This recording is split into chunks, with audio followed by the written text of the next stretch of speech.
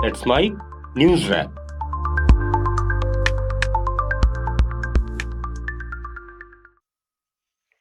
Let's mike news wrap में अब सुनते हैं दिन भर की अहम खबरें सिर्फ 10 मिनट में। सबसे पहले हेडलाइंस।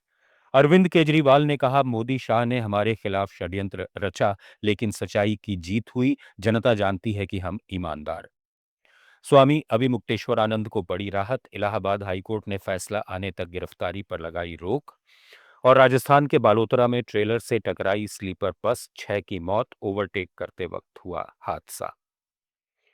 अब खबरें विस्तार से।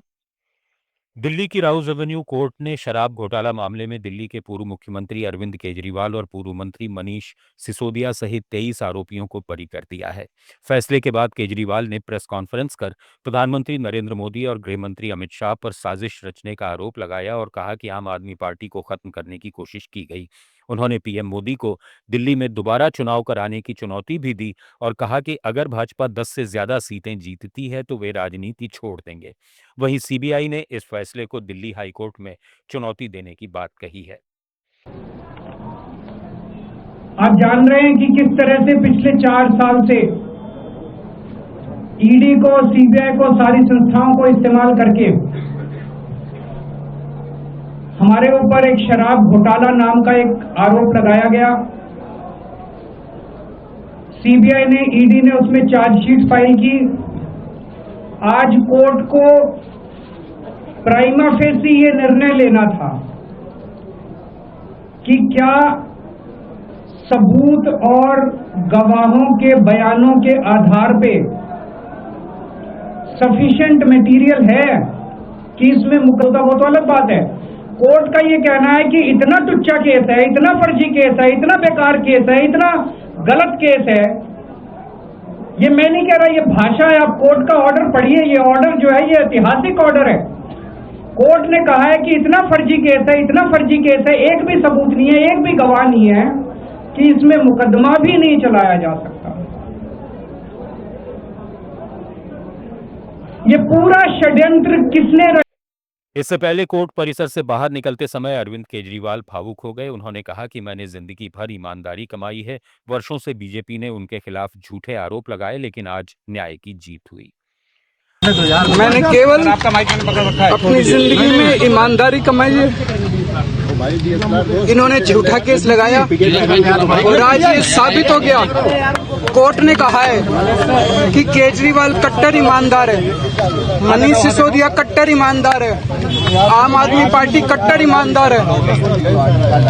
मैं प्रधानमंत्री जी से कहना चाहता हूँ, सत्ता के लिए इस तरह से खिलवाड़ मत कीजिए देश के साथ, इस तरह से संविधान के साथ खिलवाड़ मत कीजिए। आप नेता मनीष सिसोदिया ने कहा कि ये दिन देश की राजनीति के लिए बेहद अहम है। उन्होंने आरोप लगाया कि प्रधानमंत्री नरेंद्र मोदी ने सत्ता में बने रहने के लिए ईडी और सीबीआई का दुरुपयोग किया। ईमानदारी से काम करने वाले विपक्षी नेताओं को एजेंसियों के जरिए जेल भेजा गया, लेकिन अंत में सच्चाई की जीत हुई। पूरा देश इसे देख रहा है। आज देश की राजनीति के लिए बहुत इंपॉर्टेंट दिन है ये कि नरेंद्र मोदी जी ईडी के दम पर, सीबीआई के दम पर जो सत्ता में बने रहने का षड्यंत्र रच रहे थे, वो षड्यंत्र नाकाम हुआ। कोई भी विपक्षी पार्टी का नेता अगर ईमानदारी से काम कर रहा है, आम आदमी पार्टी कट्टर ईमानदारी से काम कर रही थी, और नरेंद्र मोदी जी ने ईडी और सीबीआई का इस्तेमाल करके हमें जेल में भिजवा दिया। क्या मिला उनको? आज देश पूछ रहा है उनसे कि भाई क्या मिला आपको?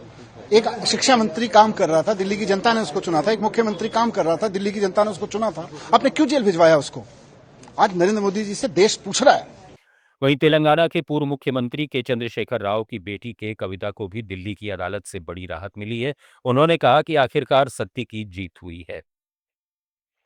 बिल्कुल बिल्कुल सत्य की ही जीत हुई है। आज सत्य को छुपाया जा सकता है, बहुत देर अंधेरे में रखा जा सकता है, लेकिन सत्य को कभी भी पराजित किया नहीं जा सकता है।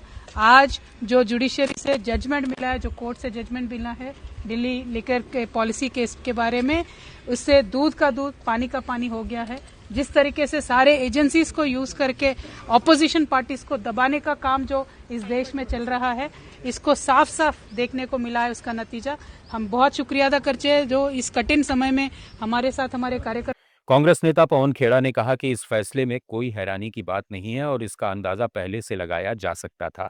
उन्होंने आरोप लगाया कि भाजपा हर चुनाव से पहले ऐसी ही रणनीति अपनाती है। कि कोई भी हैरान है इस बात को देखकर। जो भी भारतीय जनता पार्टी की राजनीति को समझता है वो तैयार था इस चीज के लिए, क्योंकि आने वाले कुछ सालों में, महीनों में गुजरात और पंजाब के इलेक्शन आने वाले हैं। उसके लिए अरविंद केजरीवाल और आम आदमी पार्टी को नहला धुलाकर फिर से सबके सामने पेश किया जा रहा है ताकि कांग्रेस को कैसे कमजोर किया जाए। यही बात कांग्रेस को कमजोर करने की आपने कड़ी में देखी कि कल चिदम्बरम साहब के खिलाफ सैंक्शन फॉर प्रोसिक्यूशन आ गया, तमिलनाडु में चुनाव है, और आपने देखा पिछले हफ्ते मेरठ में टीएमसी तक की तारीफ कर दी प्रधानमंत्री जी ने कांग्रेस को नीचा दिखाने के लिए। तो असली दुश्मन भारतीय जनता पार्टी का सिर्फ और सिर्फ कांग्रेस पार्टी। राजद नेता तेजस्वी यादव ने शराब नीति मामले में अरविंद केजरीवाल के बरी होने पर कहा कि सभी विपक्षी दलों पर गलत तरीके से मुकदमा एजेंसियां करती रहती हैं। लोगों का चरित्र हनन करने के लिए भाजपा इसका इस्तेमाल करती है।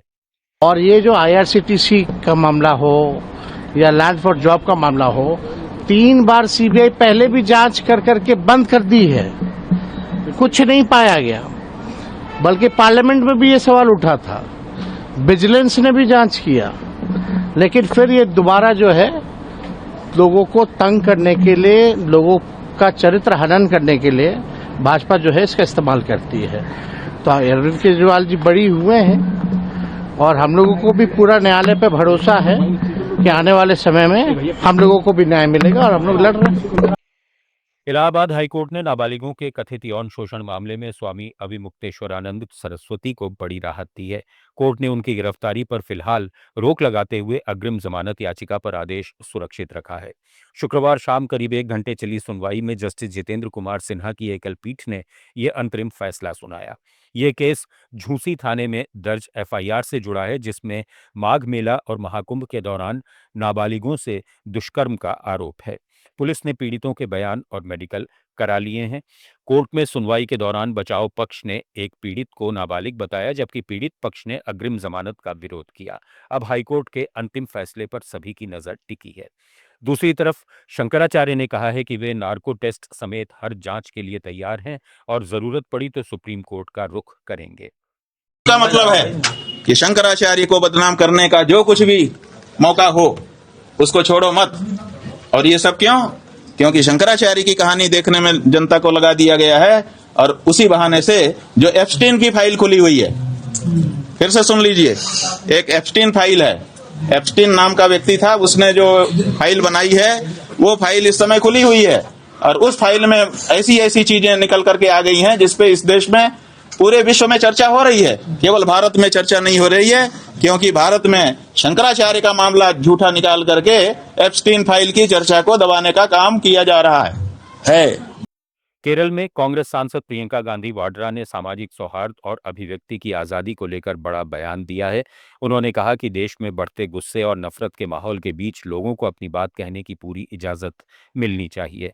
प्रियंका ने वायनाड का उदाहरण देते हुए कहा कि यहाँ अलग अलग धर्म और जाति के लोग बेहद खूबसूरती से एक दूसरे के साथ रहते हैं, त्योहार मिलकर मनाते हैं और मुश्किल वक्त में एक दूसरे की मदद करते हैं।